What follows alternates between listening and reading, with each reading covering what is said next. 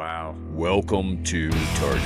I'm your host, Atlas Aultman, former military commander turned best-selling author, now bringing you a podcast that you can use so that you can figure it out for yourself.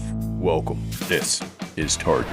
So I've done a recent shift because I've been out of the military for a couple of years now. And in the military, we have a pretty close-knit group of people that we continuously, follow and build each other up. But after you separate from the military, you no longer identify with those people. They do their things and you do yours. So I've started a membership with a local MMA gym here, and I've found that everyone that goes to mixed martial arts academy or gym, whatever, they're all trying to improve themselves or work through things. And I've become friends, like good friends with the people that I fight with, if you will.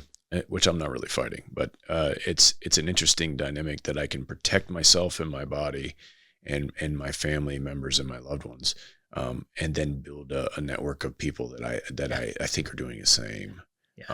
It's one of the last safe spaces I believe happen. But I'm interested. Do you belong to any organizations or anything like? How do you get your friend circle? Yeah. Because you're 5 people, they change over your life. They do. I think that it's a couple different things that I do. I'm really getting big into some networking groups that are just really powerful, right? My family has really been my center for so long. Yeah. And what's amazing is I've got my kids that are growing up and becoming adults, and I'm starting to let them into that adult sphere, which is absolutely incredible, But one of the things that when I do teach on leadership and I do any type of leadership coaching, I actually talk a lot about vulnerable leadership. Okay. It's a big thing right now and people aren't realizing it. Yeah. But as men, we tend to lock things up and try to hide it and not let people into our pain and our struggles. And I've learned to become more open with just the people around me. And so what happens is I've got this friend of mine. We were just acquaintances, right? And in our church, we started serving together in a capacity, and it was right at the point of me starting this reset journey. It's been kind of just really briefly explain it. I woke up about a month and a half ago and my shoulders were paralyzed because they were swollen so bad. Extreme pain. Couldn't move them for about 36 hours. And then it went away. And then it went to my left elbow. And for 36 hours, I couldn't move my elbow. It was extreme pain. And then it went to my jaw. And then it went to my hands. We couldn't figure out what was going on. And it's this autoimmune thing called polymyalgia rheumatica. And it basically goes from one joint to the next in your body and it locks it up, swells up so much through an autoimmune problem that it locks it up that you can't move it. It's just extreme pain. And how common is this? It's not common at all. Yeah. Yeah. They thought it was early onset rheumatoid arthritis. I was going to be on meds for the rest of my life. Yep. Right now I'm on a prednisone, a steroid that's combating it. And if you're on the prednisone for about a year and it combats it, it can go away. Right. But I have flare-ups. This friend, he was just an acquaintance. We started serving together in a capacity and service with the youth in our church. He calls me all the time. How you doing? How you feeling today? And at first it kind of annoyed me, but then it's like, why not let him in? And he's been a great person to just bounce stuff off of. Yeah. Right. And I think that that's the thing, as you say, it changes all the time. There's probably, in my life, there's probably 3 that are constant. Yeah. And the other 2 are kind of always just shifting, a couple months here, maybe a year, but there's a 3 constant, my spouse, my parents, my brothers, and those types of things. Well, let's talk about your spouse. How important do you believe your spouse is as a choice for a man? Do you think that if you could rate them in priority, best friends, family, your mom and dad, and your spouse, those are your 3 options. How would you prioritize that? I think that in the Bible, it talks about the wife leaving the family and cleaving to the husband, right? And there's a point to that. Yep. That's a sacred relationship. Things that are talked about that can't be talked about anywhere else. Yeah. There's a vulnerability where because of my vulnerability and I let my emotions show, I do shed tears, but she's the one that I've gone to and I'd be like, I can't handle this right now. Yeah. Right. And the amazing thing is that she does it back. Right. I think that choosing who you spend the rest of your life with and finding somebody is the first step. The second step is making the choice every day about making them the number one priority. Yeah, that's good. Because I mean, how many times do we choose somebody that's amazing and because of choices that falls apart? But yeah, I do every day. You know, it's one of those things. Yeah. I've always been a committed person to my significant other, always. Yeah. And if that's not right, I'm not right. But it goes back to Genesis, brother. Yeah. You know what I mean? God, he brought all the creatures on earth and he said, none of these are worthy. So he put them to sleep, took a rib and made him a helper. Yeah. But a helper's not weak. No. That's where people get it twisted. Yeah. The helper it makes the man holistic. So that's why I asked you your priority. Yeah. It seems like, that's what your priority is, is definitely your spouse. Listen, let me tell you, when you talk about the Cowboy Thought process, there's a big thing, and I love Louis L'Amour does more research into the history of the American West than anybody, and he did these amazing interviews, and he would talk about, even the worst man in the West would not show disrespect to a woman. Like that was just it, right? Yeah. And I think that there's a little bit of a misunderstanding right now among the women that are trying to elevate themselves and say, they feel less than men, but a true man has never felt worthy of the woman. We work hard every day to provide for the woman because she's worthy of us bringing home gifts and bringing home that sacrifice daily so that she can elevate our children, because guess what? They're better at it than we are. Yeah. The emotional feels, they definitely are. Yeah, that's a whole topic. That's a whole topic. So the show, the way I go about it is I'm trying to highlight the things men can do in their mindsets and kind of separate themselves from the world to listen to a podcast that can give them these little tips and tricks. Yeah. And from your perspective, with your wife, are there any tips and tricks that you would give like a new person that's newly married? What would you say to them? Oh, that's an excellent question. Here's the thing. So I talked about that whole time in the mirror where I'd look in the mirror and I'd say something. There is something that when your mouth speaks it out loud and you hear it enough times, your brain will believe it. I mean, how many times, if you're a fisherman, right? And it's like, hey, yeah, I caught this fish one time and the fish was really 6 inches, but you say it's a foot, right? 3 years later, you're now saying it was an 18-inch, like this huge, fish for its species. Yeah. And you will go to your grave believing it's 18 inches because you have said it enough times that you will believe it, right? If you're newly married or if you've been married for 40 years and you're going to your buddies and you're talking negative about your wife in any way, shape, or form, all that does is it's creating a truth in your brain about how your wife is not worthy and she doesn't meet the standard. If all you say is the positive and you elevate your wife in voice all the time, you will always see her as somebody you are striving to be worthy of. And that's an amazing place to be. If I'm always sitting there thinking, man, I married up, I'm working harder every day at my job, I'm bringing home flowers. Yeah. I'm showing her every day the compassion and the grace when she's having a hard day and I need to come home and just take the kids and leave her to be alone. I'm not angry when the intimacy doesn't go the way I want. Like everything changes because I am now trying to be worthy of her. There is so much power in speech. And yet when we get together with the boys, are we speaking life? Yeah. Are we complaining? Or look, my buddies are complaining. And I think the greatest compliment my wife ever gave me is she says, I go on these girls' nights and they all just kind of complain about their husbands. And I just sit there and think, why? I don't have anything to complain about. And that was the greatest compliment I've ever received probably in my entire life. That's got to feel good. Oh, I'm doing something right. Even though every day I think I've messed up and I'm not worthy of her, I think we all feel like that though. Yeah.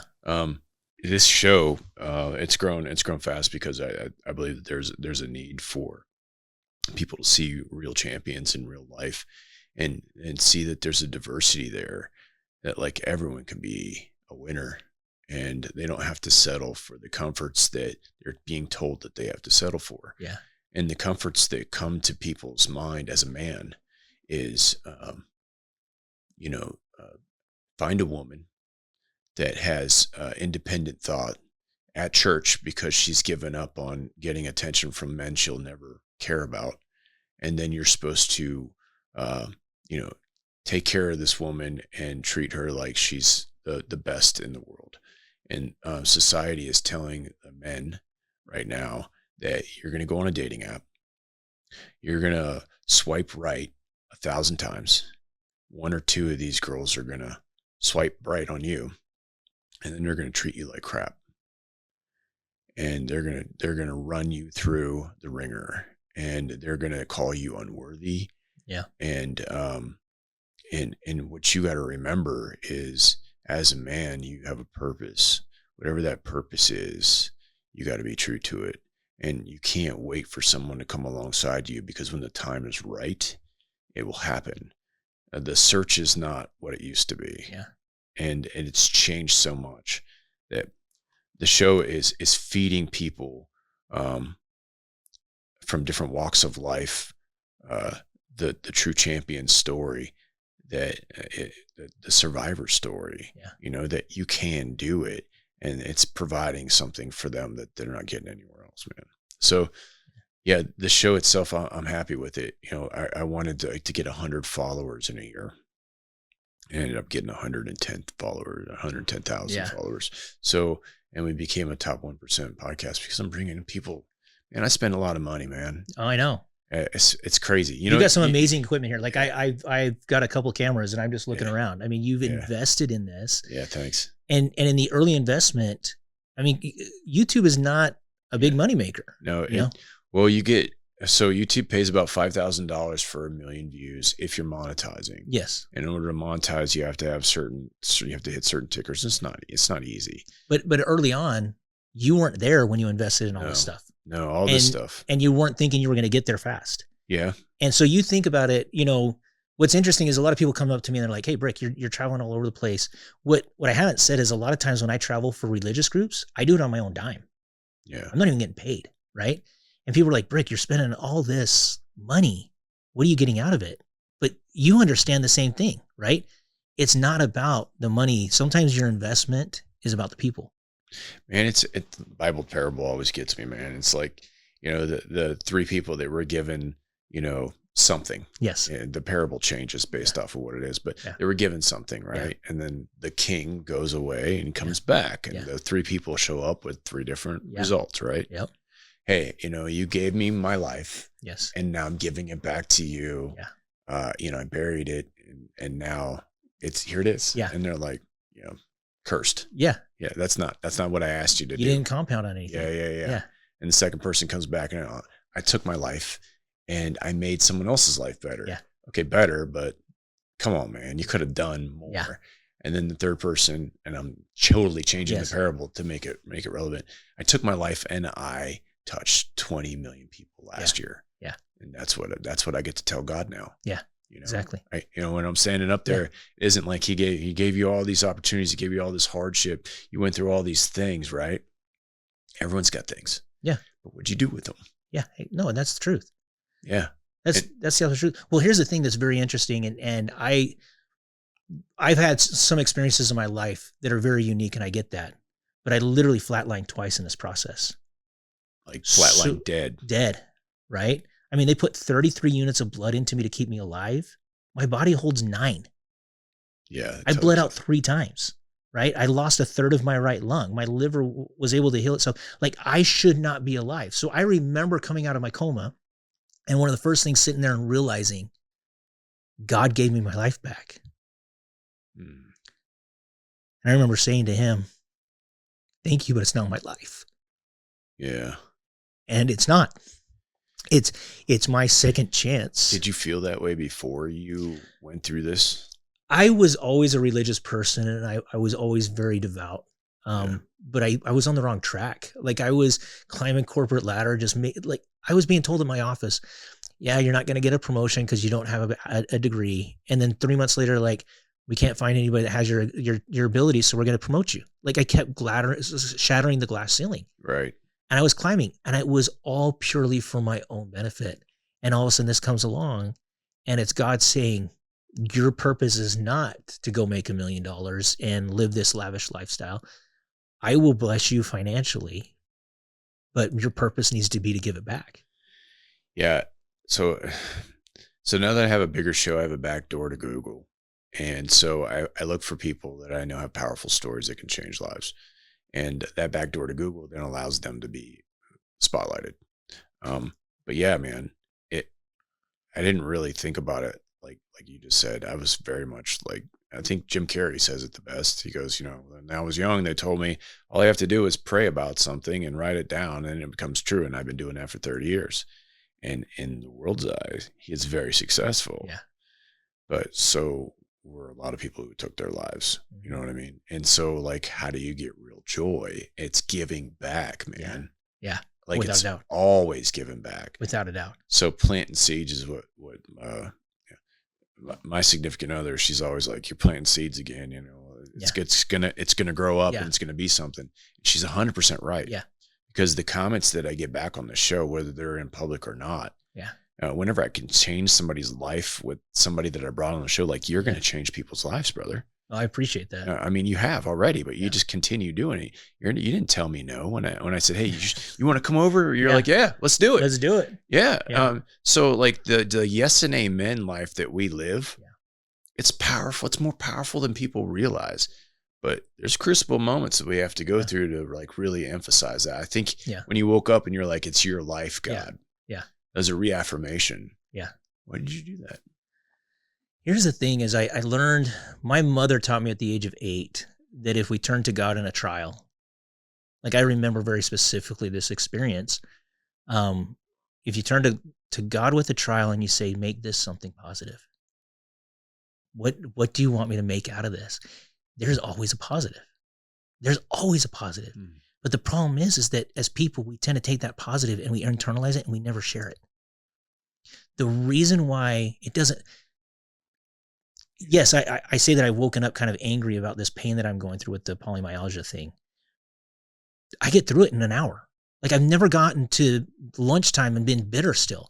I get through it because my mind resets so quickly, like, okay, what's the positive, right? So it doesn't matter what I'm passing through. I find joy and peace in the hardest things because I've constantly trained my brain to turn to God and say, God, I know you're doing something good for me. What are you doing? What are you trying to teach me? And the whole point of that, though, is that we have to externalize it. We have to live outside. We have to take it and say, I'm not keeping this. I'm not going to be selfish and keep this to myself. I'm going to share it with the world to lift others. And that's that ripple effect. That's that senior in high school and as a junior that changed my life.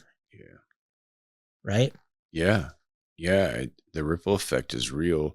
And you've talked about it a couple times just in this session.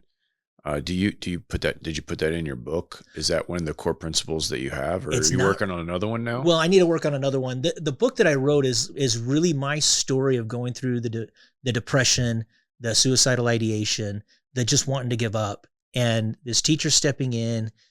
What's interesting is I did have a bully that choked me out in class. And you passed out. I passed out. Yeah. And the teacher couldn't stop it. When the student came back from his suspension, the teacher put us together as a companionship for projects. And he basically gave me some insight. And I don't know the full story, but there was something going on at home with his mom with an illness. And it helped me give him compassion. The amazing story. And my book's called The Bully Guard because of this individual. It was weeks later. I used to run through the halls from one class to the next because I was picked on so bad. I just wanted to get to the safe space, which was with the teacher in a classroom. And after we became partners in working together, and after a couple of weeks of working together, all of a sudden I realized that there were certain hallways I didn't have to run down to stay away from bullies. How'd you realize that? You started like one day I was a little bit late and I went by somebody that usually picked on me and he didn't pick on me. And I thought that was kind of odd. And the next day I kind of went by him again and he didn't even pay attention to me. And so I started slowing down. And all of a sudden, it was like I could walk down that hall at just normal speed. Nobody would touch me. And that person who choked me out in class was in that hallway. Oh, okay. They started saying, don't mess with him. Stop, right? He's a good guy. So I get a little bit emotional about that because the story is basically how one is it's about understanding ourselves and who we truly are and our own capabilities, like overcoming that mental, what did John Bates say? Monkey brain. Yeah, right? he's big on the monkey brain. Yeah. Man. So that voice inside you that's basically saying you're unworthy and you're not worth it and all those other things, right? So part of the book is about that, but part of it is actually seeing other people and realizing that many times the people that are being bullies are going through something really hard and they just don't know how to behave. Yeah. Right. We got to give them grace and compassion. It's about the person that's quiet in the corner, reaching out to them and saying hi with just a simple hi and a smile. And they potentially are your best friend. Right. And the people that you think don't have your back that actually have your back. It's the story of these people that surround you that are either picking on you, ignoring you, or wanting to help you and you're just not seeing it, and letting them into your life in a way that changes everything. And so what happened was I had this really amazing experience. It was about about 6 months ago. I was in Lowe's and I ran across a buddy of mine that I knew in high school. And he says, Brick, I had no idea you were struggling with those things your sophomore year of high school. I had no idea you were like depressed or suicidal. Yeah. He's like, all I remember is our senior year. And our senior year, you were the most popular kid and I wanted to be you. I took a breath and I said, dude, I wanted to be you. What are you kidding me? Like you had these solid friends around you that I was just envious of. I had friends, but I didn't have any as solid as your friends. And we had this amazing conversation. And it was just, you don't know what people are going through. Yeah, you really don't. And if we open up and we're just like, we're willing to see people, I say it through Christ's eyes because I'm a Christian, but if we see it through eyes filled with grace and compassion, right? Sometimes we see the child that is hurting and putting up walls in the only way they know how. That's interior, right? When we break down those walls, things change. And so it's interesting. And I'm not saying I did all this. I'm saying I had an amazing year that I graduated from high school. But we have more people attend our reunions than anybody else. We were such a close-knit school that year. And I'm not saying that everybody felt included. That's impossible. Yeah, it's impossible. But it was phenomenal. The cliques kind of disappeared. And I think it was partly because people just started allowing to see past the exterior and trying to give that compassion and grace. Was there something in your high school that happened to everyone that made them like that? Or was it just the dynamic of the perfect people coming together and seeing themselves for what it is? Because your story, it's unique. It's not something you hear too often, but it sounds like a teacher intervened and made it all work out. Yeah. Taking a chance there. Yeah. By the way. Oh, yeah. Oh, no, the teacher was a substitute teacher that threw away the lesson plan for a week and then taught on the power of the brain. I mean, possibly getting fired for all I know. Yeah. Right? That type of thing. No, we had some amazing individuals that were star athletes that were just humble. Okay. And they didn't put themselves above other people. You know, I noticed that a lot. Whenever I pull in like world champions or Hall of Famers, they're the coolest people ever, man. Oh, yeah. Well, so it's so funny. My wife's reading this story that Steve Young wrote, a book right now. Yeah. I can't remember the title, but she was reading it to me. She was just laughing. And it's Steve Young, and I want to say Reggie Jackson. And I guess I didn't know this. He was a pastor. I didn't know that either. Yeah. Huh. He would tackle Steve Young, come at him hardcore, kind of like a whole MMA thing. Like you're fighting. And then all of a sudden he'd be like, hey, how's your family? And it was like, Steve actually says in the book, he's like, it's like he was tackling with me so he could have a conversation. One of the greatest that ever played was a guy named Reggie White. Whenever I played Reggie, as I would drop back to pass, he would rush the pass. Inevitably, he would hit me. And as he hit me, he was just a mammoth human. He'd grab me, and then he would turn back and fall backwards and let me fall on top. And then he wouldn't let go. He kind of helped me. And then he'd say, Steve, how you doing? And then a few plays later, he'd grab me again and pull me over on the back. And he'd like, how's your dad? And I'd be like, Reggie, let's talk after the game. I don't want to talk to you anymore. Those two guys are just super humble dudes, right? Yeah. One of the other ones, I used to coach a lot of baseball. And I think the best example of this that we had that the kids recognized was Larry Fitzgerald. I say, listen, you don't ever see this guy grandstanding. You don't ever see this guy getting in anybody's face. He doesn't talk negatively. This guy is the most positive role model that these kids could see. And these kids would start trash talking and like totally celebrating big. And I said, listen, I think the greatest player the Cardinals have, like Larry Fitzgerald, that set a standard for everybody. Yeah. That's who I want you to be like. Wow. Right. Yeah. But it's what you're saying. They're just humble guys that recognize they're just been overly blessed. Well, I mean, you're doing the same thing. We all have something we have to overcome. Once we're on the other side of it, it's always better. Hindsight's 20/20 is what they always say, right? But it's you gotta do it. You gotta do the did is what Maxwell says before you can start helping other people. Yeah. And unfortunately, it happens to some people. And that's why I was asking about your high school. Sometimes people bond, especially in classrooms, whenever they have a loss of one of their classmates that they all loved. Yeah. The star athlete loses his life and or she loses her life in a car wreck, and then everyone bonds over that, and it's a different dynamic. Yeah. So that's why I asked. Yeah, it's unique that we didn't have that, and I never thought about that. But yeah, we somehow just had a good group of guys and girls that. I mean, from what I hear, it was you calling out the senior class right before you guys became seniors, and then everyone was like, "That's true." What? And then you became very popular because you spoke the truth. Probably the truth is ugly, man. Yeah, it is. It is ugly, and poking at people.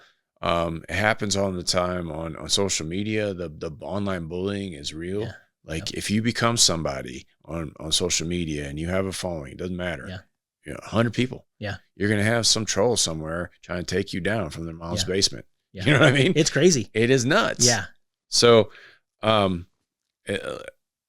can't imagine the relationships that we forged when we were growing up happening the same way. Yeah. It's tough because so many kids and parents, I mean, I'm not perfect. I get on my phone, but I think that having those tough conversations with your kids. Yeah. I was scoutmaster for 12 years. Okay. Right. Yep. Campouts all the time, telling the kids, put the electronics away. It's so funny when I first became a scoutmaster, I was put in charge of a group of kids that had chased away 4 scoutmasters in 3 months. They were quitting. Okay. Because they couldn't handle them.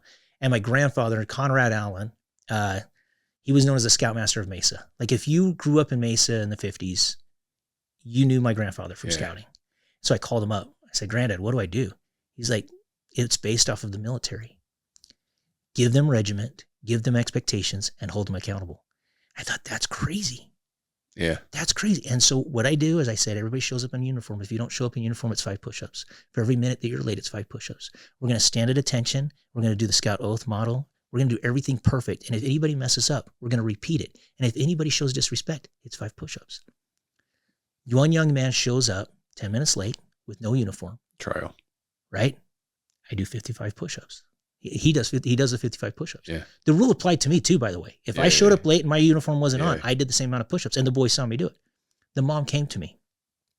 "How dare you? My son didn't have his uniform because of me, and he was late because of me." I said, "Listen, we live 4 houses down from you. Could he have walked over on time?" "Well, yeah." "Okay, could he have gotten his uniform and hung it up after last time and made sure?" "Well, yeah. But I just don't understand why you're being so hard on my kid." And I said, "It's because I love him." Yeah. That's it. That's it. And that mom stopped. She didn't say anything else. The amazing thing is, and again, I'm going to get emotional about this, but there were 12 young men in that group. When these young men reach Eagle, they get a pin. And they can give that to that one person that affected their lives. Shoot. I've got 12 pins. You've got 12 pins. 12 pins. Been to their weddings. That they still talk to you. They still talk to me. They're amazing young men. And the crazy thing is, in that congregation, they didn't call them the Scouts. They called them Brick's Boys. Nice. And it taught me this huge lesson, right? As parents, too many times we're soft on our kids. We want to be our kids' best friends. They don't need that. They got friends their own age. That's right. What kids need is they need structure, they need accountability, and they need to be very well defined what their role is and what they need to do, right? And I mean, how many times was I grounded as a kid? But you don't see kids getting grounded anymore. No, you don't see them getting corrected anymore, too. No, and what's crazy is so I got a son that's got an IEP. Well, he had an IEP, and an IEP is, for those of you that don't know, is basically that there's some type of learning disability, right? Yeah, it's very common anymore. It's individual education plan is what it stands for, right? Yeah, and it basically is, this is how we're going to outline and get them back on it. He just couldn't memorize words. He was better at sounding out words, and it was the education wasn't right for him. Yeah. Anyways, we go in for this IEP, and they brought up something where he was a little bit disruptive in class. I said, "Well, what did you do?" "Well, we talked to him about it." I said, "Did you keep him in from recess?" Yeah. What'd you do? What'd you do? What was the consequence? Talk to him. Yeah, you talk to him. No. And they're like, what? I said, next time he does that, just tell him he can't go to recess. Yeah. And the principal was in the room. They said, are you a cop by chance? Because only cops come in and say something like that. I said, no, I'm not a cop. I'm just a parent, but that's what should happen. There should be a consequence they'll learn if there's a consequence.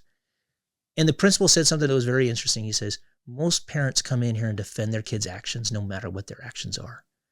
I'm surprised when a parent comes in that is not a law enforcement that tells us to enforce something and that their kid was wrong. And I thought, wow. It's bad that the school system is defensive for doing the right thing. Yeah. And that's changed over the last couple decades, man. It's sad. Yeah. Because these kids, I had a conversation with this guy named Kane Masters. He's a phenomenal guy from Australia.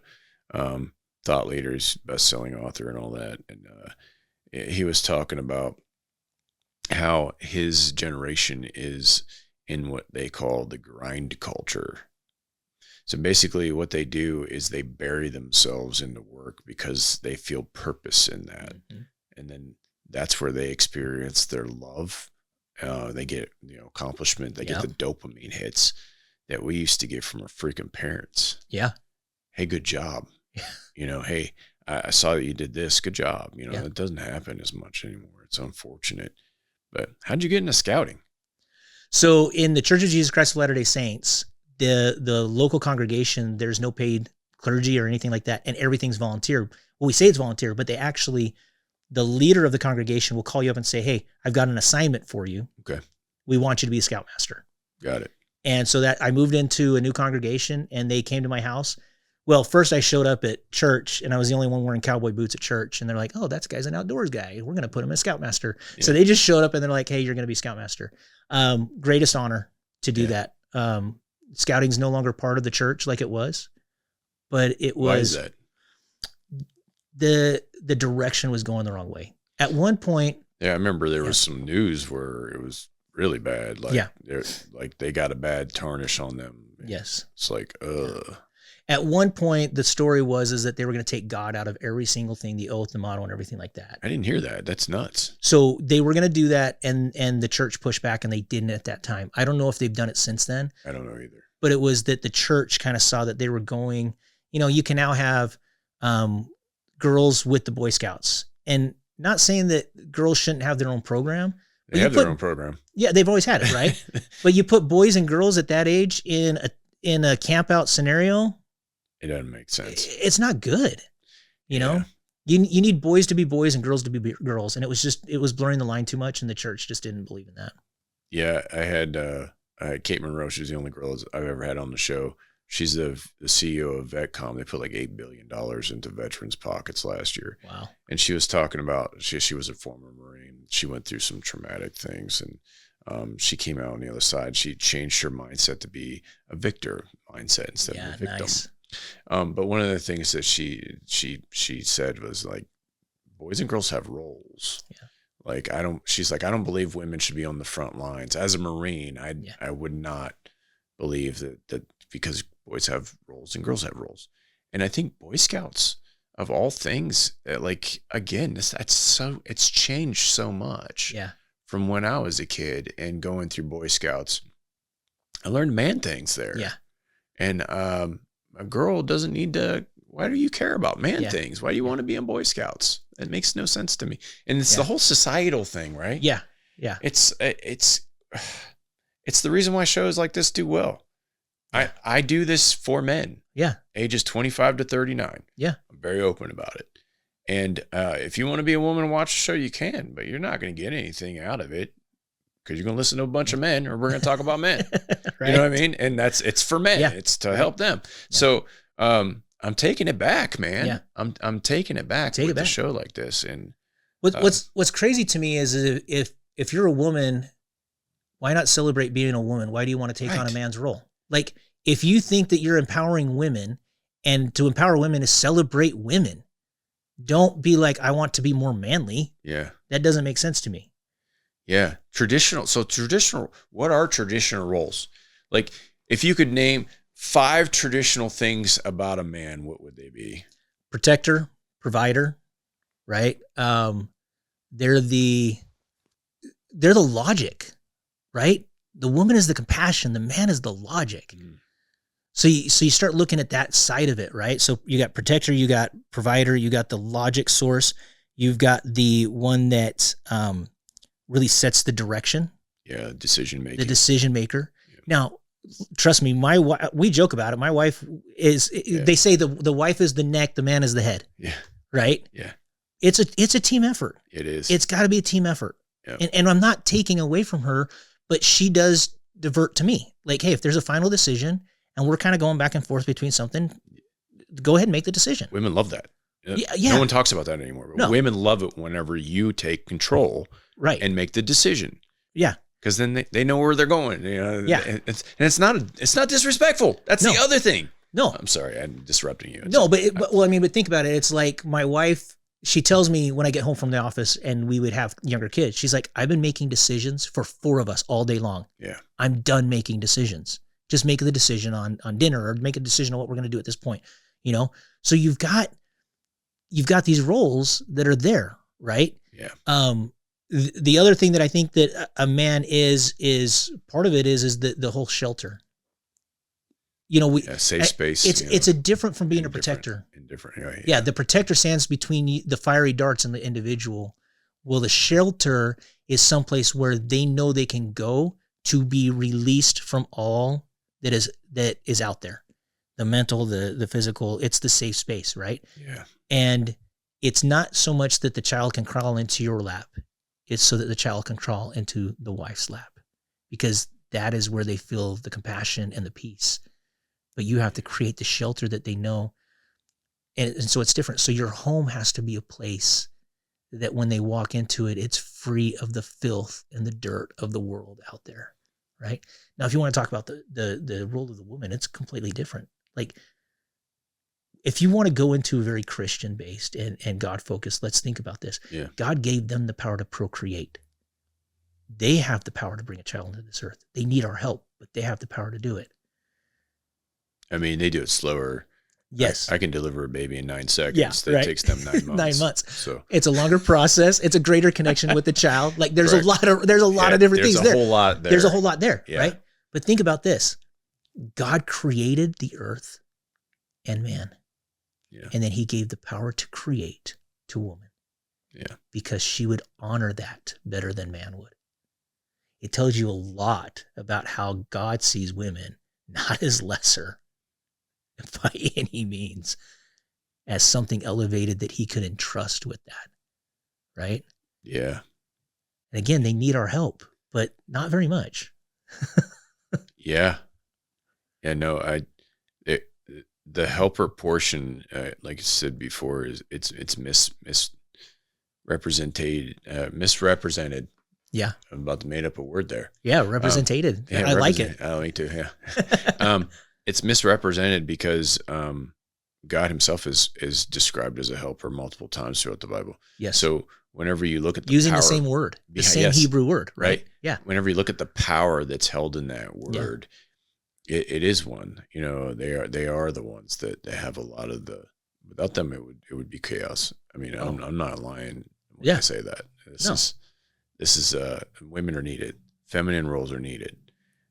The mixture of both and combination of both, saying that men can be women roles and women can be men roles, it in a long-term capacity doesn't work. No. You got to be what you got to be. Yeah. And the time you got to be it. But you got to be a man if you're a man, and you got to be a woman if you're a woman. Yeah. And what that looks like is different for everyone because everyone has their own thing. But dude, I don't maintain friendships with people who are not able to protect themselves. They're not providing for their family. You know, they're not making decisions that are, you know, good decisions. Yeah. Everyone makes decisions. Not all of them are good ones. And if you continuously make the bad decisions, why would I be friend with you? You know, and the other things that you're talking about, being a safe space, it's something that is of a man. Good men create that environment for a woman that their children too, to sleep peacefully at night. That's a man's job, man. And it's different than being a protector. Yeah. You're 100%. Yeah. But for me, the decision-making piece is one of the things that always gets me going, because we lose our way with it all the time. And I don't know. Let me rephrase this into a question. The ability for a man to make a decision changes the course of their life. So having said that, do you agree that men become what they decide to become? Do you think they have all the power to do that? Or do you believe that there's some kind of luck involved in it too? That's an awesome question. I absolutely believe you dictate it, without a doubt. I think that luck is just a word that people use to explain what they don't see the actual happenstance behind it. Yeah. Okay, so they dictate their lives based off of the decisions they make, and luck is something that is just unexplainable. Not necessarily unexplainable. I think it's that we don't understand the intricacies of how that luck came into play, right? Yeah. So let me kind of put it this way. So when I went through this home invasion, they actually started flying me towards Scottsdale Memorial Hospital. And Scottsdale Memorial Hospital, for those of you that don't know about Scottsdale, it's kind of like our Beverly Hills. It's the easiest way to say it, right? Rich homes, expensive hospital, highest paid doctors. Halfway there, I'm in a helicopter flying there. Halfway there, Scottsdale stopped responding to any communication. And what happens is we get diverted to Maricopa County Hospital. Well, Maricopa County Hospital is the exact opposite. It's where the homeless people go. If you're in prison and you get hurt, that's where you go in handcuffs if you need to be treated, right? The average piece of equipment at Maricopa County Hospital at the time was 40 years old. This is the year 2000. Wow. 2003. So we're dealing with the stuff from the 1960s is the equipment they're using, right?